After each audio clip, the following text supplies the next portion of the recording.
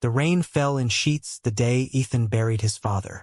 He stood at the edge of the grave, black umbrella forgotten in his hand, watching his mother sob into Ryan's shoulder. Ryan, tall, broad-shouldered, the half-brother Ethan had only met a handful of times, held her steady, murmuring comfort while the pastor spoke of eternal rest. Ethan felt the ache in his chest sharpen. His father had been sick for months, but the end still came too fast. At 22, Ethan had no siblings from his father's side, no aunts or uncles who stepped forward. Only his mother, who had divorced Ethan's father years ago and remarried briefly before that marriage ended too.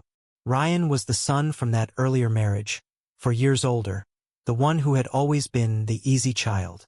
After the service, the lawyer pulled Ethan aside in the church parking lot. The house in suburban Chicago was to be sold to cover medical debts.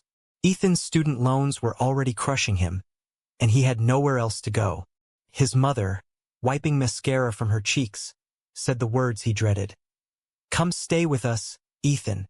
Ryan has the spare room. We'll figure it out." Ryan met Ethan's eyes for the first time that day without the buffer of grief. "It's fine," Ryan said quietly. "Plenty of space." Ethan moved in the following week. The house was a modest 2-story in Naperville, clean and quiet, the kind of place where neighbors waved but didn't pry. His mother, Diane, had turned the basement into a makeshift apartment for Ryan years ago, complete with a small kitchenette and private entrance. Ryan worked as a software engineer downtown, came home late and kept to himself. Diane worked part-time at a library and spent most of her days tending the garden or volunteering. Ethan took a job at a coffee shop near campus to finish his last semester online. From the start, the favoritism was subtle but constant. Diane cooked Ryan's favorite meals, steak on Fridays, lasagna on Sundays, while Ethan got whatever was left. She asked Ryan about his day with bright eyes, laughed at his dry jokes, and never once asked Ethan about his classes or his future. When Ethan mentioned his father's old watch, Diane said, "Ryan can have it. He always admired it." Ethan swallowed the hurt and said nothing. Nights were the worst. Ethan lay awake in the guest room upstairs, listening to Ryan's footsteps in the basement. He had known he was gay since high school, but he had never told his father, and he certainly hadn't told Diane. She had once said, offhandedly, "I just want you to be happy, but some choices make life harder." Ethan hadn't known what she meant then, but now it felt like a warning. One evening, about a month in, Ryan knocked on Ethan's door. "Hey, Mom's asleep. Want to split a pizza? I ordered too much." Ethan hesitated, then nodded. They sat on the living room couch, TV muted, eating in silence at first. Then Ryan asked, "How are you holding up?" Ethan shrugged. "Surviving." Ryan studied him. "You don't have to pretend it's okay." Ethan looked away. "It's not." They talked until midnight. Ryan told him about his own childhood. Absent father, mother working double shifts, the pressure to be the good one. Ethan told him about his father, the quiet man who loved baseball and never judged. For the first time, Ethan felt seen. Weeks turned into months. Ethan finished his degree and started looking for full-time work. But the job market was brutal. Diane suggested he apply at Ryan's company. Ryan can put in a word. But when Ethan asked Ryan shook his head. "I don't want you thinking you owe me anything." The favoritism grew more blatant. Diane bought Ryan a new laptop for his promotion, while Ethan still used his father's old one. She invited Ryan's friends over for barbecues but never asked if Ethan wanted to bring anyone. When Ethan's birthday came, Diane gave him a card with $20 inside. Ryan got a new set of golf clubs. Ethan tried to talk to her once. "Mom, do you ever think about me the way you think about Ryan?" Diane's face tightened. "I love you both equally. Ryan just needs more right now. He's building a life." Ethan walked away before he said something he couldn't take back. Ryan noticed. He started inviting Ethan to watch games or play video games in the basement. They laughed more, argued about movies, shared stories. Ethan found himself looking forward to those nights.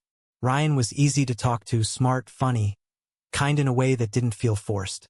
And he was handsome in a quiet way, with sharp jawline and steady eyes.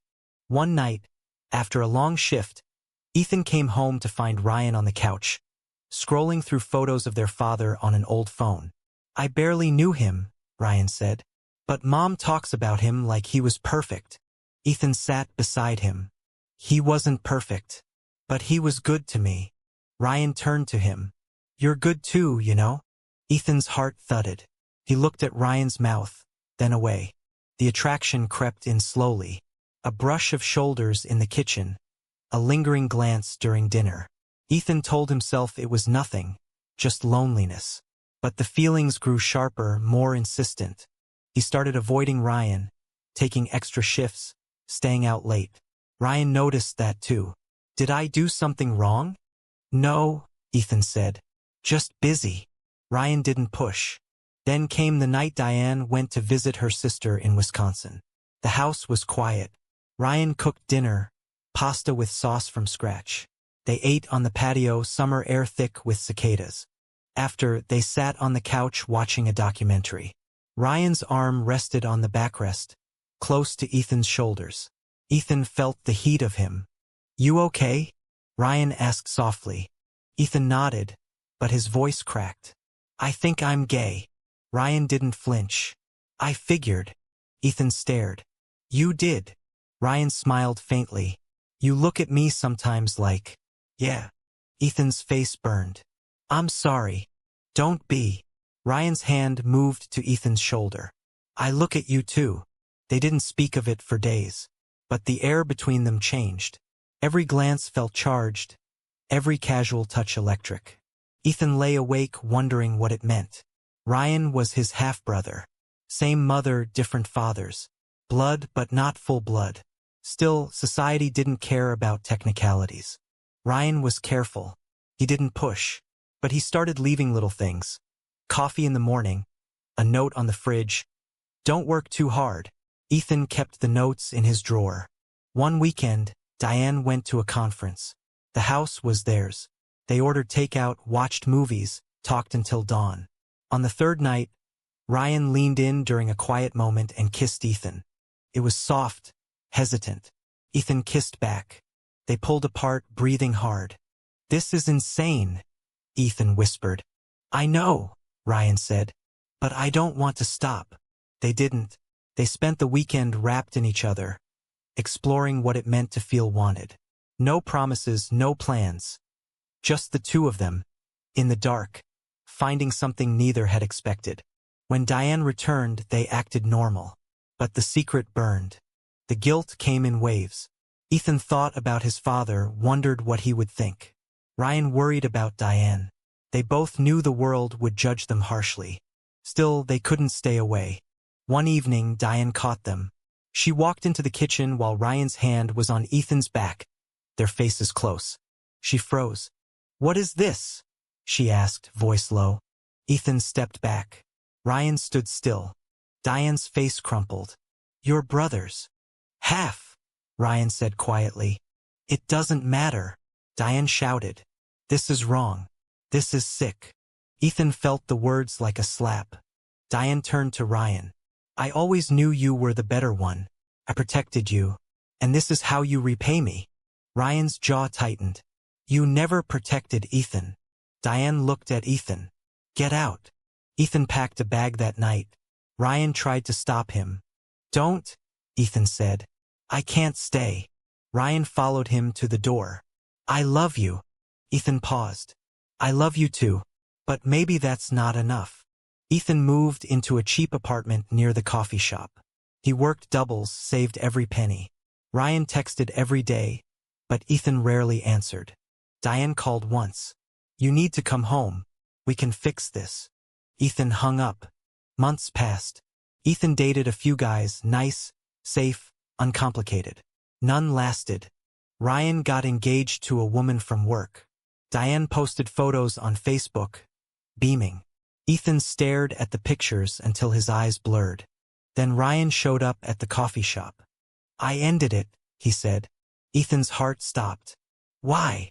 "Because it wasn't real." They talked for hours after closing. Ryan said he had tried to move on, but couldn't. He said he would choose Ethan over everything.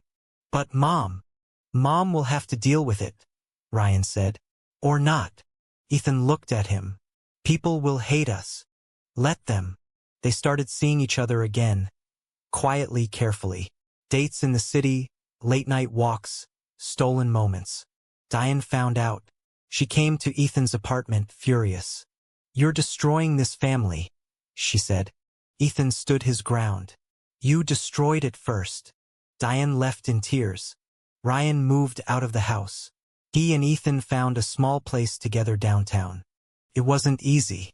Friends drifted away. Family gatherings were tense or non-existent.